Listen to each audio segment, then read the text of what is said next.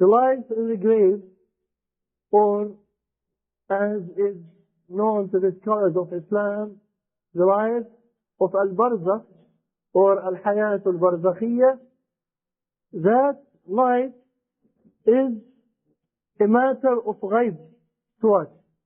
And by ghaib, we mean things which are ghaib, which are away from us, from our conception or our ability to interact with them, with any of our normal senses. The matters of ghaib, the only avenue to learn about them is through the revelation, through what Allah Azza wa Jal tells us. And believing in the matters of ghaib is an integral part of the Muslim belief. الَّذِينَ يُؤْمِنُونَ بِالْغَيْبِ. The believers, one of their descriptions is that they believe in matters of ghaib. The word Al-Barzakh is derived by the scholars from the ayah in which Allah subhanahu wa ta'ala says, حتى إذا جاء أحدهم الموت قال رب ارجعون لعلي أعمل صالحا فيما تركت كلا إنها كلمة هو قائلها ومن ورائهم برزخ إلى يوم يبعثون. Which means until when death comes to one of them, which means they continue to disobey Allah Azza wa Jal, they continue to be sinful in their lives and postpone repentance until the moment when death comes to one of them and he says, then he says this, he says, my Lord, send me back. At the moment of death, he wishes, the sinful person, the disbelieving person, wishes then to be sent back to life, that he would be given a repose, a postponement, that his death will be delayed. Send me back, perhaps I may do good in that which I have left behind. But that's too late. No. Allah Azza wa Jal responds to that by saying, no, it is but a word that he speaks. And behind them is a barzakh. Is a barzakh until the day when they are raised up. This ayah is taken by the truth from the Quran that there is a life like that, or a state like that between the two lines. There are other proofs. With the Quran, for example, Allah Azza wa Jal says about the people of Fir'aun, he says, النار يعرضون عليها غدوا وعشيا ويوم تقوم الساعة أدخلوا آل فرعون أشد العذاب. Which means the fire, they are presented to it or exposed to it morning and evening.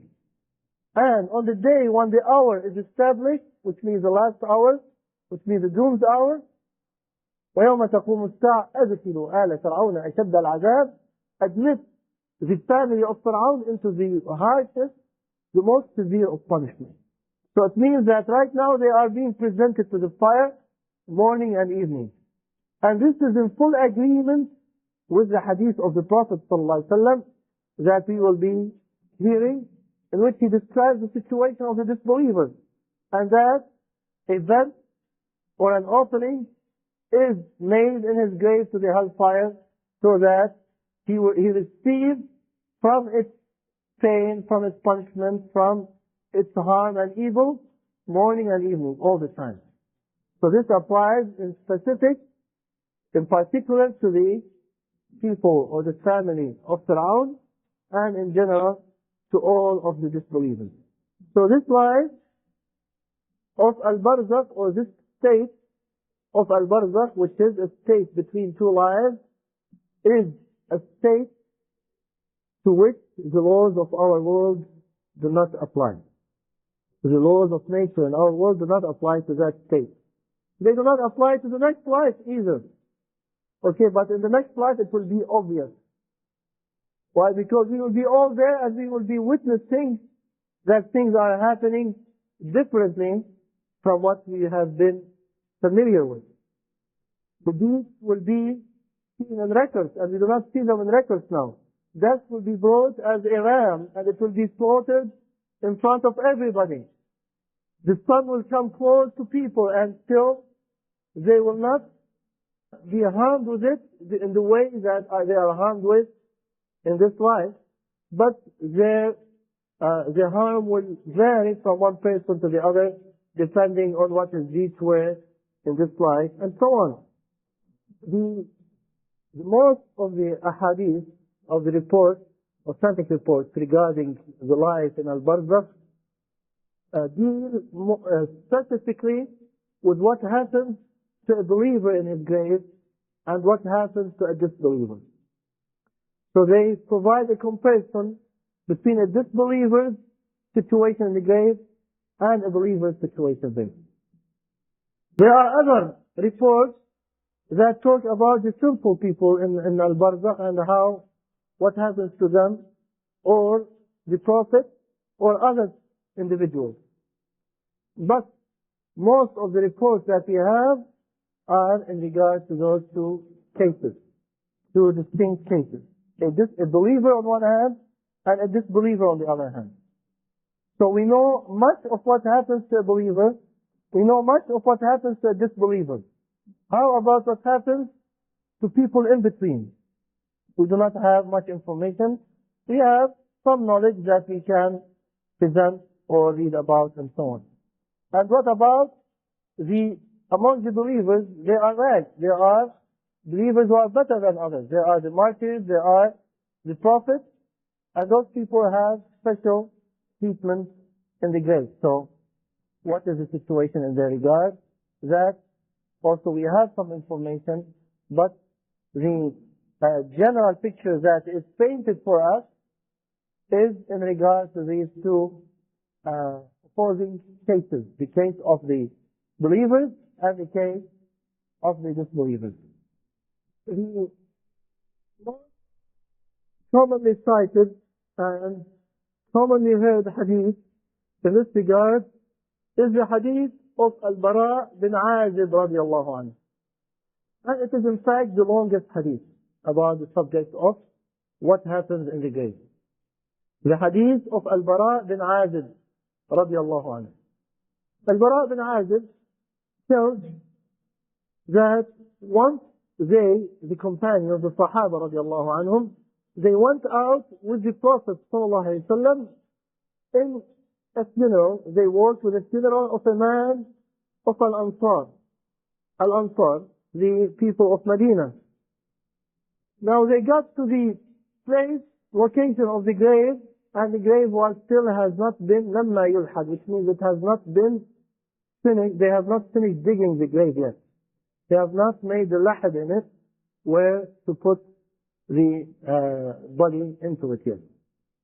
So Rasulullah sallallahu alaihi wasallam sat, and his companions sat around him, around the grave or near the grave, and he told them this long hadith that we'll be coming over or covering. But I would like to point out that some people derive from this hadith that it is recommended when you bury someone for a person of knowledge to stand over the grave and give a short sermon. And this is not true. Actually, this is a bid'ah. This is an innovation, as I have indicated in the book on funerals. What the Prophet ﷺ did was done, he said before the burial. And it was while they were waiting for the grave to be ready to put the body into it. So that is important to point out. Now back to the hadith. The hadith says that the Prophet ﷺ had in his hand a stick. He was sitting on the ground, he had a stick in his hand, and he was moving the earth slowly with that stick. So, in other words, he was in deep thought, pondering about this situation of death. And he told or encouraged us, sallallahu alaihi wasallam, to reflect on that, and to visit the graves and to walk with the dead bodies so that we can remember that. So, he was pondering over this matter of death with the stick, using it to just move the earth a little bit. The Sahaba sat around him very quietly. And as he described it, Al-Bara, as if birds were standing on our head. And if a bird is standing on your head and you do not want to scare it away, that means you have to act like a statue. Not move, not even blink your eyes. So that is how they were sitting around the Prophet ﷺ. And they saw him look up toward the sky and then look down toward the earth. 3 times. Which means he was seeing things that they could not see. He was seeing the angels coming down, coming up, saying things, doing things. And as Aisha radiallahu anha said to Rasulullah sallallahu alayhi wa sallam, when he once told her, he said, هذا جبريل يقرئك السلام. He said, "Oh Aisha, this is Jibreel and he is saying the salam to you." So Aisha could not see Jibreel, could not hear him. But Rasulullah sallallahu alaihi wasallam, the most truthful, he told her, "Here is Jibreel and he is saying salam to you." So she said, وَعَلَيْكَ السَّلَامُ يَا رَسُولَ اللَّهِ تَرَى مَا لَا نَرَى. He said, and to you be the salam, O Allah's messenger, you see things that we cannot see. So this is something that Allah gave him, a power that Allah gave him, that he can see things that we cannot see. And he could see some of what the people who were punished in the grave, he could hear some of their screams and things like that. So in this case, he was looking up and down. And as he looked up and down 3 times, he said, استعيذوا بالله من عذاب القبر. Seek refuge in Allah or with Allah from the punishment of the grave. And then he said it himself 3 times. He said that 3 times, he told them to say that. Then he said, أعوذ بالله من عذاب القبر 3 times. So he said, أعوذ بالله من عذاب القبر, أعوذ بالله من عذاب القبر, أعوذ بالله من عذاب القبر. I seek refuge with Allah from the punishment of the grave. Then he, sallallahu alayhi wa sallam, started with his long description. إن العبد المؤمن إذا كان في انقطاع من الدنيا وإقبال من الآخرة, to the end of this long hadith, which means verily, when a believing servant is at the end, at the cut off of this first life, of the worldly life, and a part of the next life, of the hereafter, الآخرة, نزل إليه ملائكة من السماء. Angels descend to him from the heavens. In some other reports, not in this hadith of Al-Bara bin Azib, the Prophet ﷺ says that their faces are bright like the sun. They have shiny faces. Those angels who come to the believing servant, or Al-Abd al-Mu'min. They have with them, they are carrying with them, those angels, they are carrying with them Hamut min al-Jannah, which means embalmment, like perfume from Jannah. They carry with them perfume from Jannah, as well as silk, white silk from Jannah. For white silk to wrap the soul of the believer in it, just like the body was wrapped with the shroud in this material life or this material world that we are familiar with. So they have this silk of Jannah and they have this perfume from Jannah for the believing servant. When they come down, they sit very far from him, as far as he can see. So they do not sit right next to him. Now a question may be, what about a person who is sitting in a very small room, like in a hospital room, where the room is like 8 feet by 4 feet. So they cannot sit way too far. They will sit probably about 2 feet away from him. Or in some cases even closer than that. So does it mean that they sit and he can see beyond the walls of the room? We do not know. We do not know, because now we have started into the world of ghaib, and therefore our limitations, we have reached our limit of knowledge, of experience in this world. So all we know is that they sit from him as far as he can see. And we have observed some dying people how, when they are very close to death, you see that their eyes are fixed in one direction. And sometimes they even say things as if they are talking to individuals that we cannot see. So they sit very far from him. And then the angel of death comes. So imagine the situation. You have angels carrying silk from Jannah, carrying embalmment from Jannah, and waiting, and then the angel of death comes. Who is the angel of death? Is it one angel who goes to all people, or is it many angels who are called the angel of death, and each one goes to every dying person? And is it possible that somebody who dies here and somebody who dies in China, at this same moment, the same angel of death will be able to take the life of this one and that one? What's the answer to this? We don't know. We don't know, because again, it's a matter of ghaib. We cannot apply the laws that we are familiar with to that.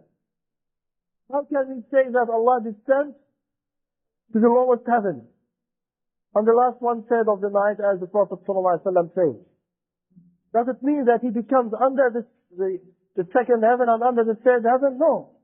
He is always above everything. So how could he be above everything and still descend to the lowest heaven? That's a matter of ghaib. Our experience in this world is not applicable. We cannot apply the laws that we are familiar here. In this world, if I descend from here, from this platform, down to that level, then I'm not anymore on this platform. I'm not anymore. But I'm talking about creatures, created things created by Allah. I'm created by Allah. The laws do not apply to the Creator like that. To the one who created the laws and who controls them any way He will. So for him, he goes down to the lowest heaven and he's still above the throne. Similarly for the angel of death. The angel of death is from Al-Ghayb. And what Allah can do with one angel to take the souls of everyone who needs to die at one time, or He will appoint many angels, each one of them called the angel of death, it is really not of much relevance to us. And the scholars do not have a unanimous opinion in that regard. Some of them are of one opinion, some of them are of the other, but either case, it's not of much relevance to us. All what we care about is that an angel called the angel of death comes and approaches the dying person. There is a report which is not authentic.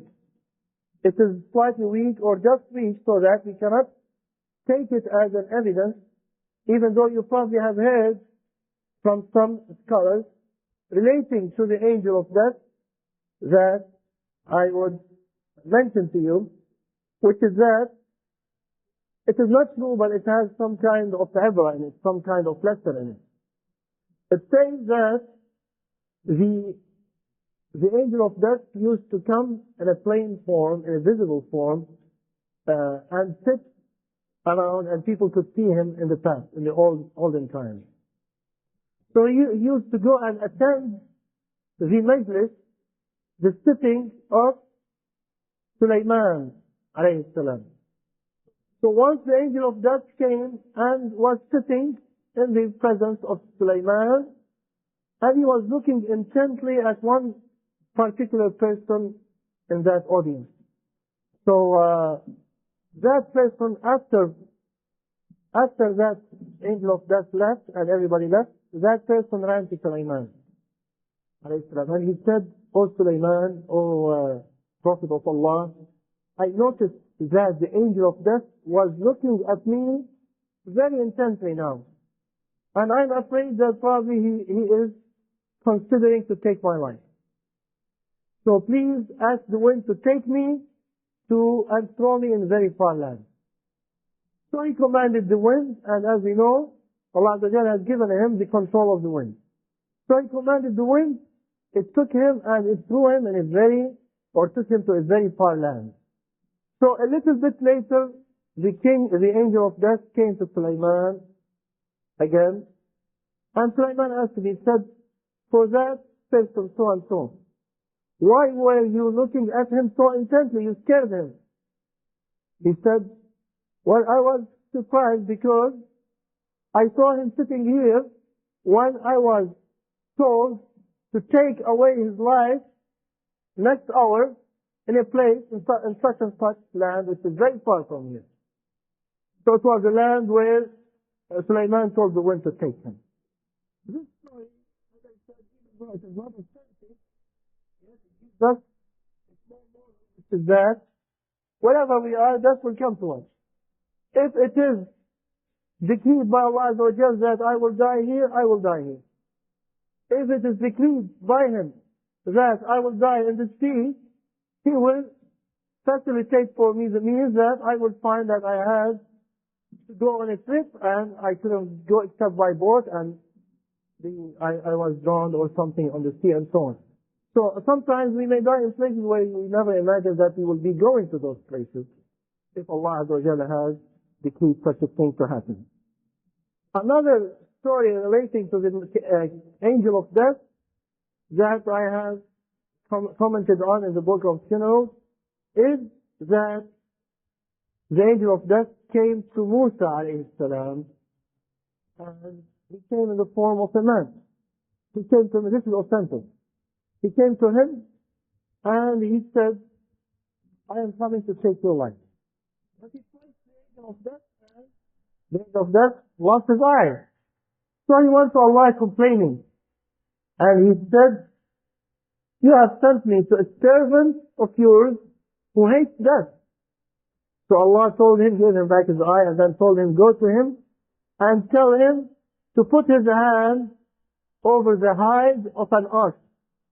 And whatever number of hairs that the hand covers, he will be given as many years to live. So he went back to Musa and he said, your Lord tells you to put your hand on the hide of an ox and you will live as many years as your hand covers of the hairs of the ox. He said, and what comes after that? He said, death. He said, then let it be now. And he died at that moment. And this confirms what Aisha radiallahu anha said, that whenever a prophet died, he was given the option before death. As you see here. Musa was given the option of living longer or dying. And he chose to die. And the Prophet ﷺ was given the option of dying or living longer, and he said, Bali Rafiqul A'la, no, I rather choose the highest company, and he died, sallallahu alayhi wa sallam. So this story, as the scholars explain, that when Musa saw the angel of death the first time, he did not recognize him, and he did not declare himself to be the angel of death. He just said, I'm coming to take your life, so he punched him. Why do you want to take my life? I will take your life. So he punched him, and he went away with his lost eye. So it's not that Musa hated death in the first time, and then he changed his mind the second time. But what this indicates to us is that indeed the angel of death had come to some people in the past, and particularly to Musa alayhi salam, in the form of a man. And he could see him and he could deal with him like he would deal with a man. So back to this hadith, it tells us that the angel of death comes after those other angels come. And a question would be, how many angels are the other angels? We do not know. The same answer. We are told that they are angels. And in Arabic, the word angels could mean 3 and above. Could be 3, 4, 5, 10, 100, Allahu Alam. But all we know is that they are more than 2.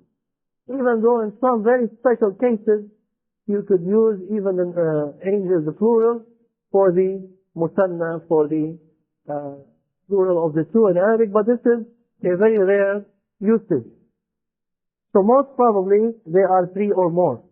So there are some angels, 3 or more, sitting there, waiting, and the angel of death comes. And he tells the dying person, the person whose death has approached. He says, "Come out, O good soul." And he tells it some other things that are not mentioned in the hadith of Al-Barzakh, but in some other reports, like saying, "Come out to a pleasure of your Lord, to a forgiveness of your Lord, مغفرة من ربك ورضوان."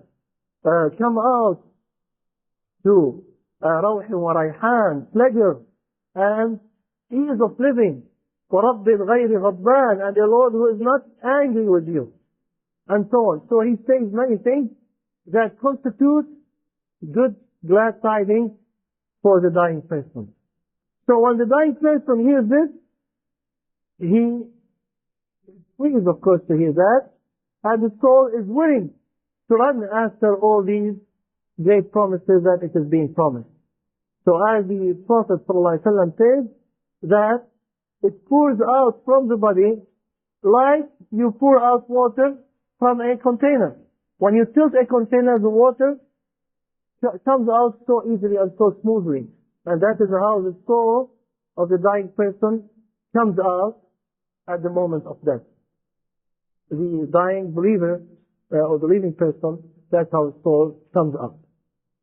And the angel of death takes hold of it as soon as it comes out from the body. Of course, I mean, there are lots of things that we can wonder about in regards to the soul. How does it look like? And how does it pour? And does it come in the form of a man, or in the form of what? Or in the form of a ghost, like they show the ghost in the cartoons, or what?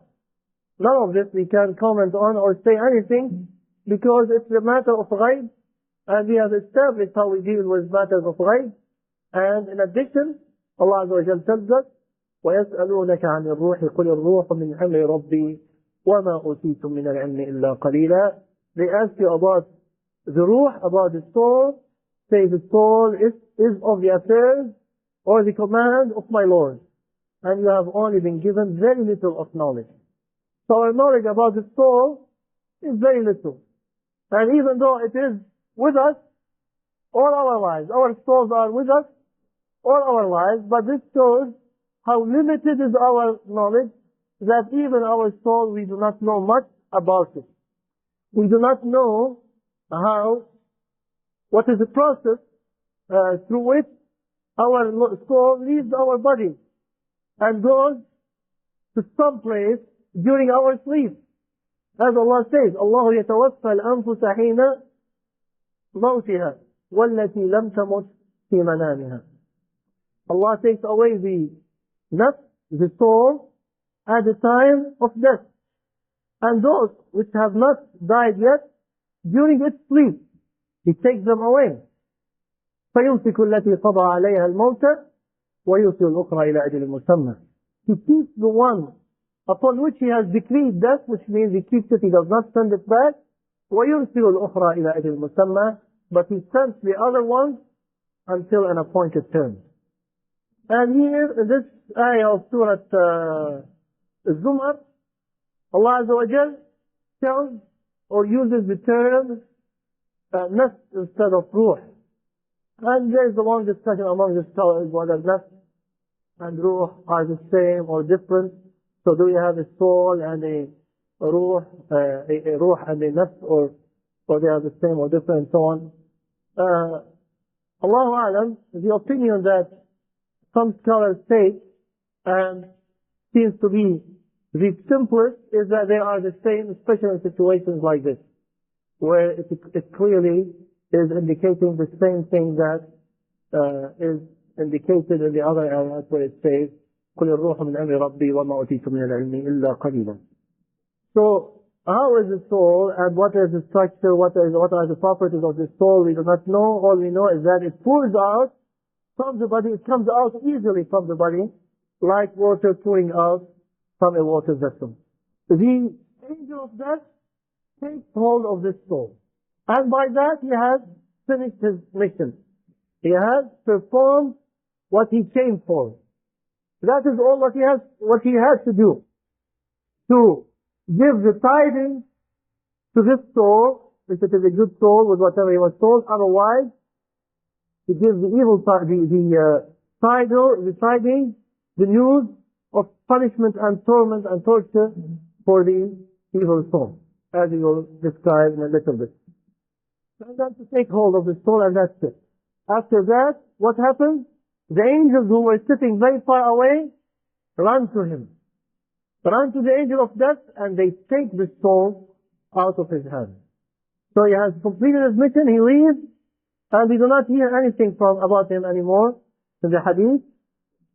All we hear is about the other angels, that they took the soul from him and they put it into that shroud that they brought from Jannah, that silk that they brought from Jannah, and they put over it that perfume, that embalmment, that hanut that they brought from Jannah. When the soul departs from the body, as Rasulullah ﷺ tells us, that the angels in the heavens and on earth make salah on it, which means ask Allah to forgive that believing servant. So they make supplication for him. And that is a great thing that is granted to the believers, that the angels make supplication for him during his life and at the time of death, and after death and on the day of judgment. So they supplicate for him and ask Allah to forgive him. And then the angels who were dealing with this soul, they take it up to the heavens. As they pass by the angels who are between the heavens and earth, the angels ask him about him, who is this soul that you are carrying, this good soul that has this nice smell? And they say, he is so and so, the son of so and so. They describe him with the best description that he had on earth.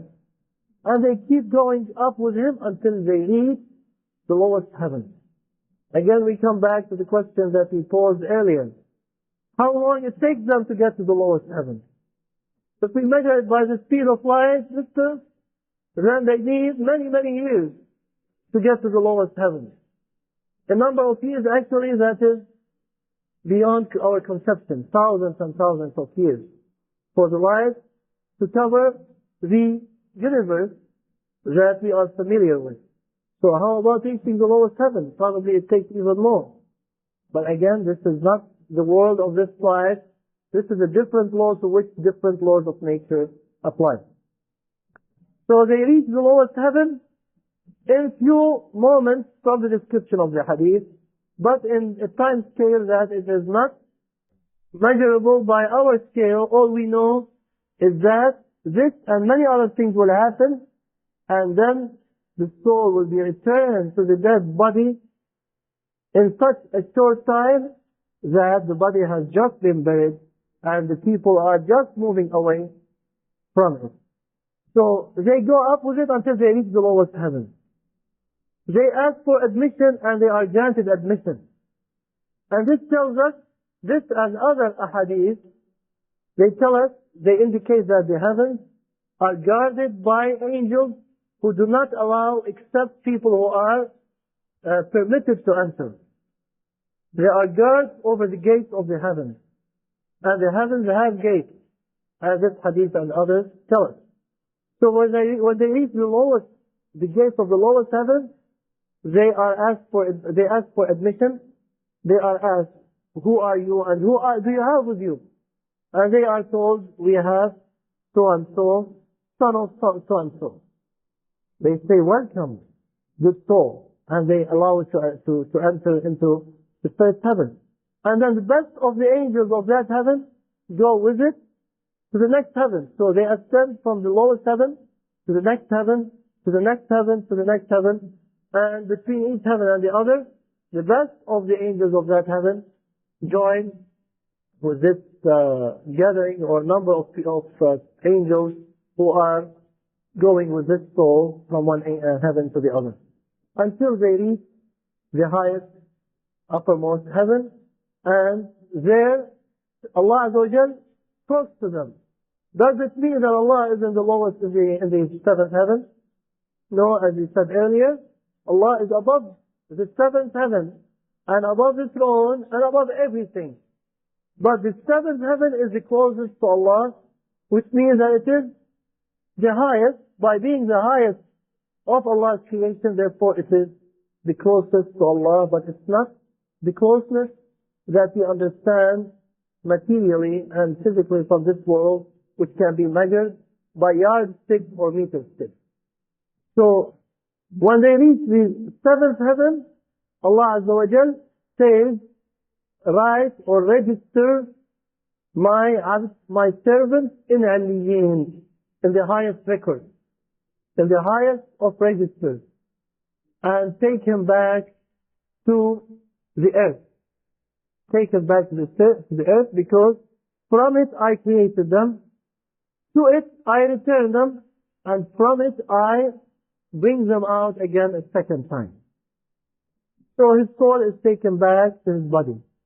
And the Prophet ﷺ tells us that at that moment, he can hear the footsteps of his companions as they are leaving and moving away from around his grave. Which means by then, the body has been buried, and the people who buried him are walking away from the grave.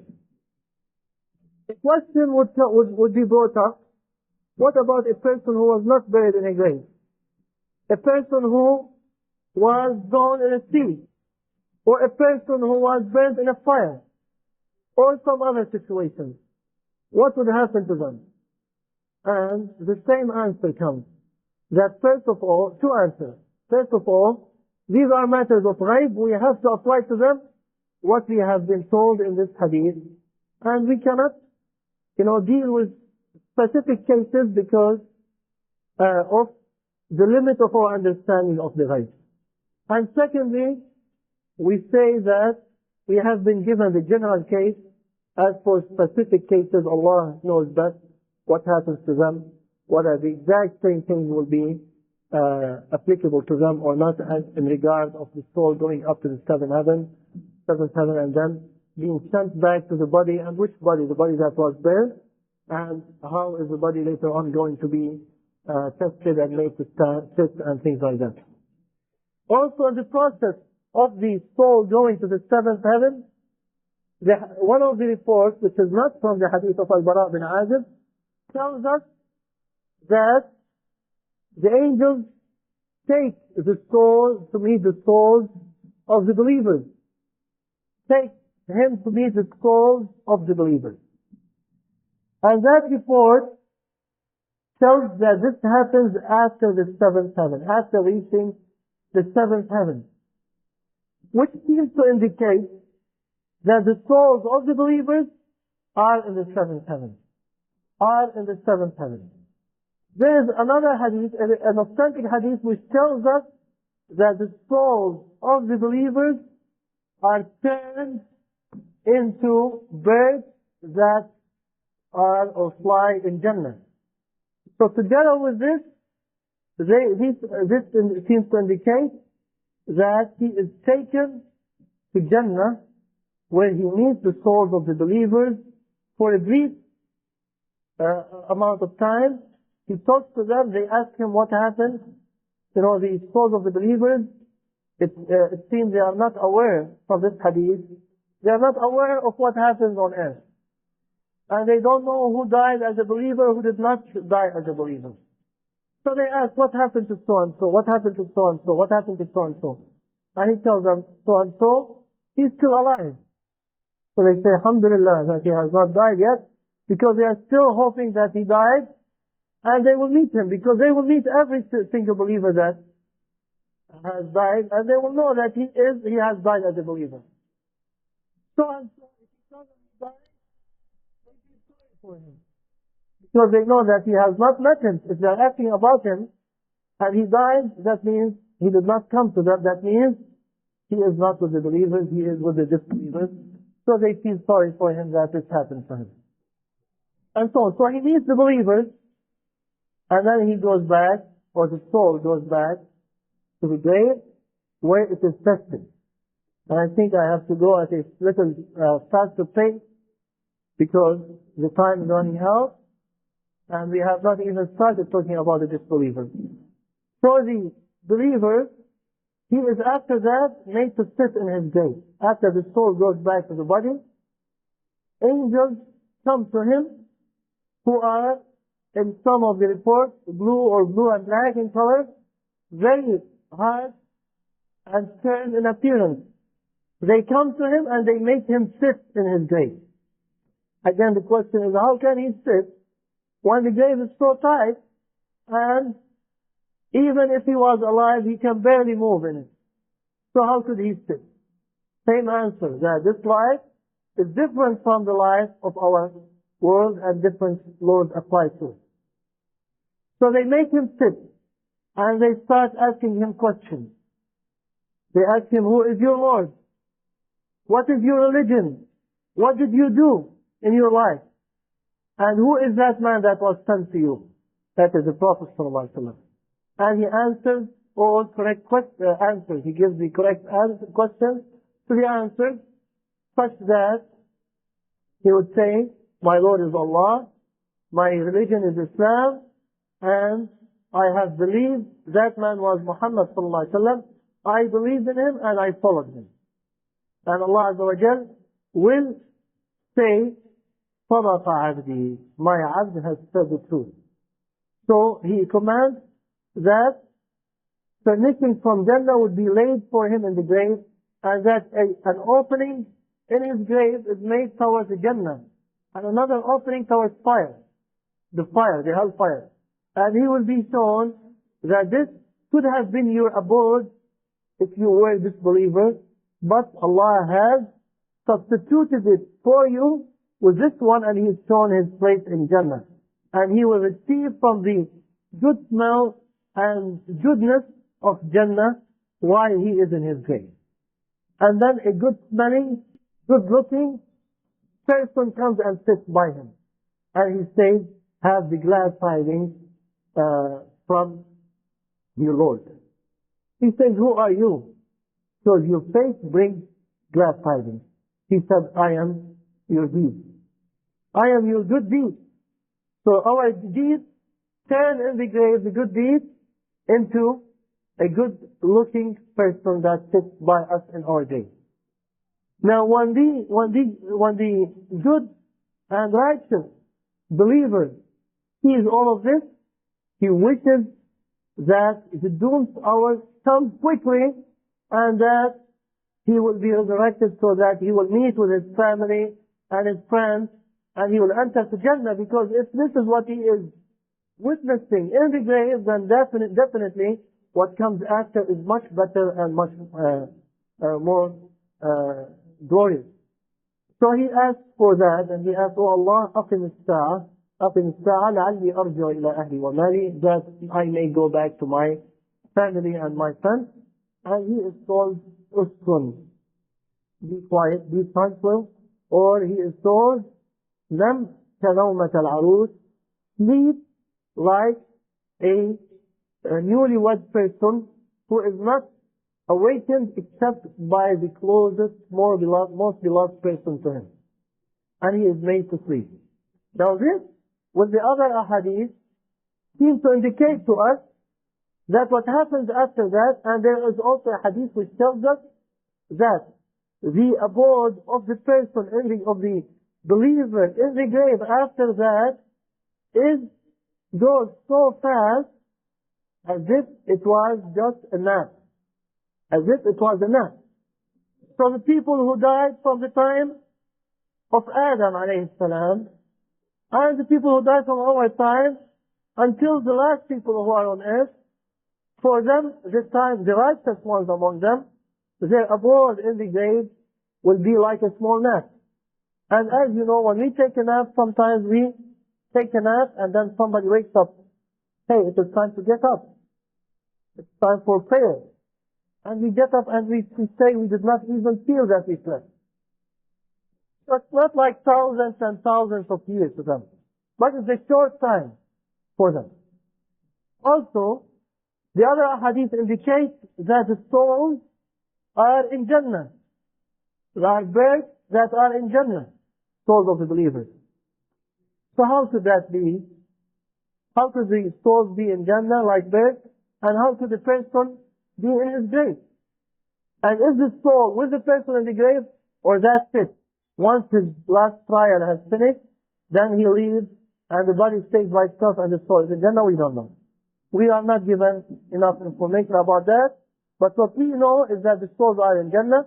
And if you ask me, when we are, or ask anyone, when we are sleeping, and Allah takes our souls, as He tells us in the Quran, does it mean that our souls depart totally from us, from our bodies, and they are somewhere else?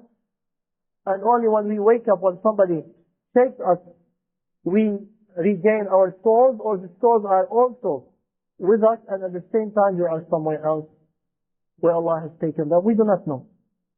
They could be, in the world of the ghaib, it is perceivable or conceivable, rather conceivable, that the souls could be with us and they could be in another place at the same time. So what I'm saying is that I cannot say nothing, anything, neither for it nor against it. This is for the believing servant. For the disbeliever, now we are going to the other extreme, and as I said, we have not been told a lot about many things that happen for the cases which are in the middle between of the spectrum between the two extreme cases. For the disbeliever, many things happen totally opposite to what happens to the believer.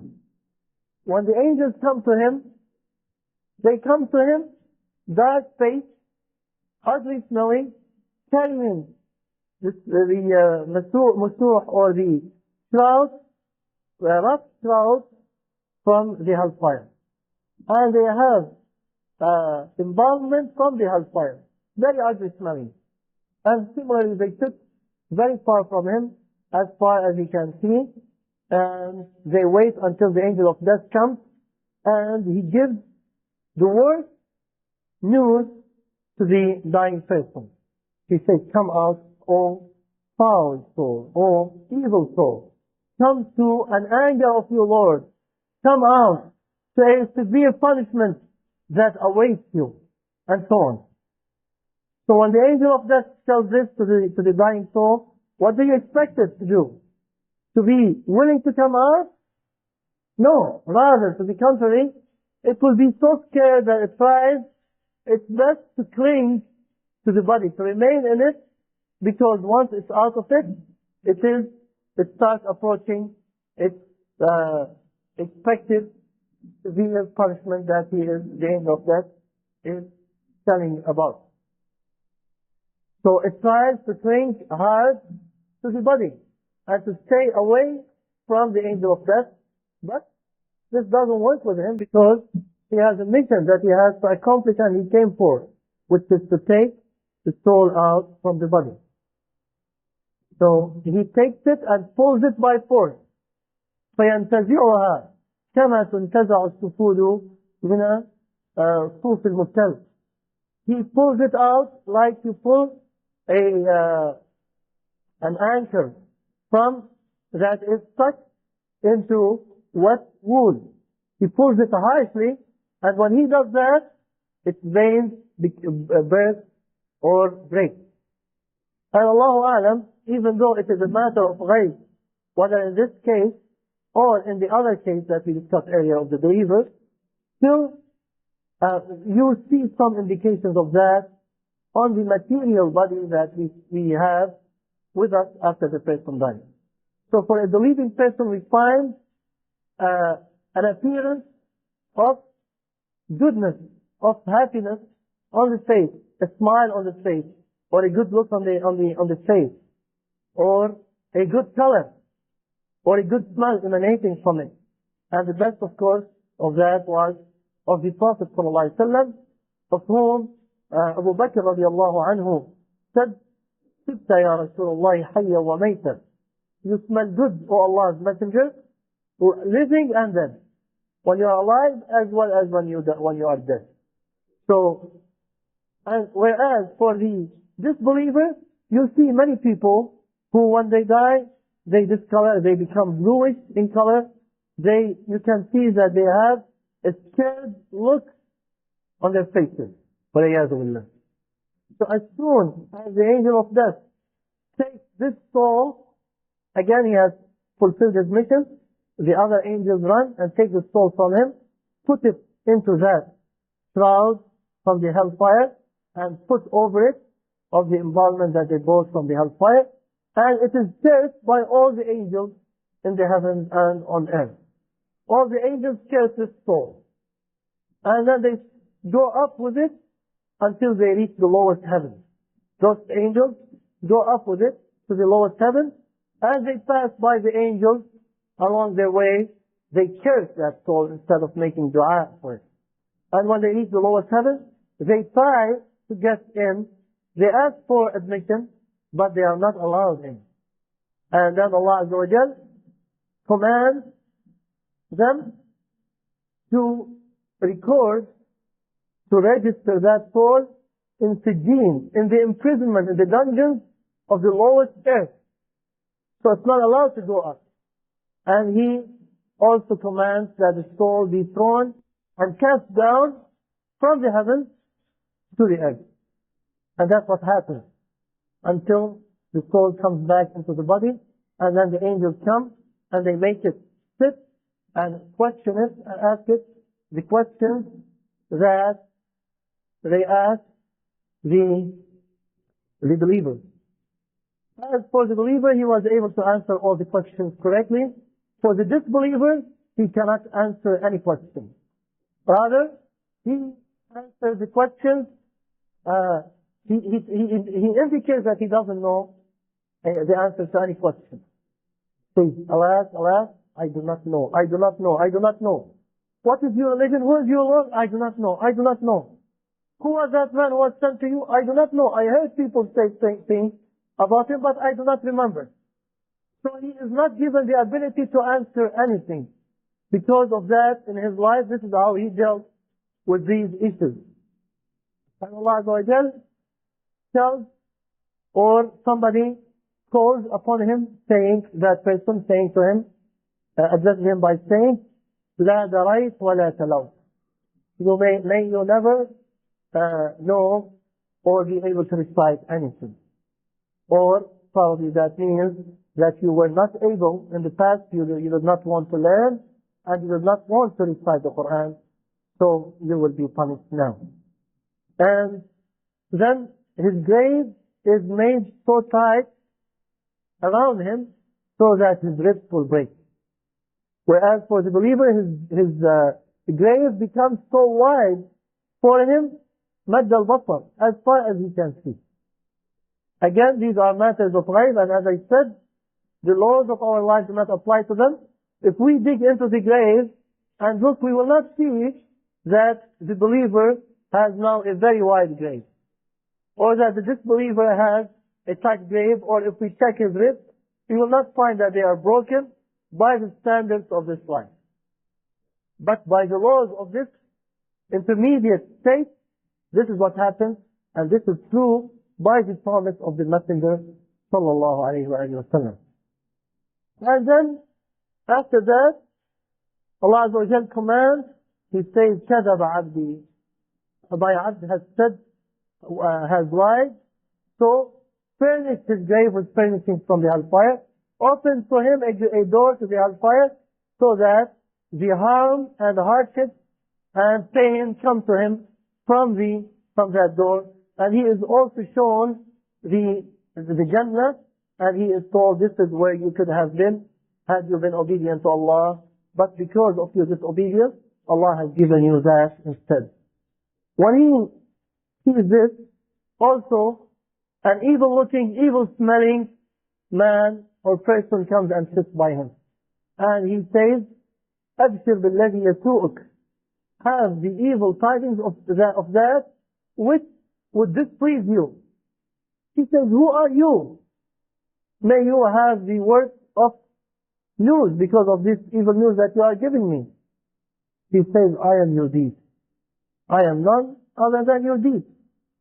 And I have known you to be slow in obeying Allah and quick in disobeying Allah. So may Allah award you with the word for that.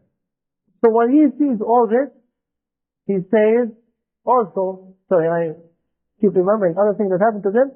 Allah Azza wa Jalla appoints for him a person who is blind and deaf, who does not have any mercy on him, and with him is a sledgehammer that if he would hit a mountain with it, it would turn to dust.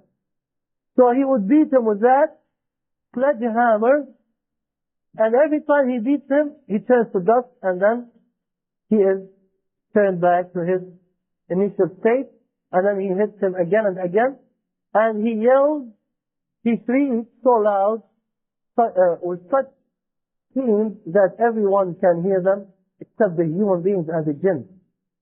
So the animals, if they pass by the graves of the disbelievers, they would be frightened because of what they hear, of what's going on there. So when he sees all of that, he says, رَبِّ لَا تُقِمِ السَّاعَةِ رَبِّ لَا تُقِمِ السَّاعَةِ. Oh my Lord, do not let the hour come. Do not let the hour come. Why? Because he knows that even though he is in such a great suffering in the grave, but what awaits him in the hereafter is even more. So he wishes to stay in that state, which is much less pain than the hereafter. This is the situation of the disbeliever. It is in complete suffering and pain until the day of judgment. How about the cases in between, which means people who are not disbelievers, but are sinful believers?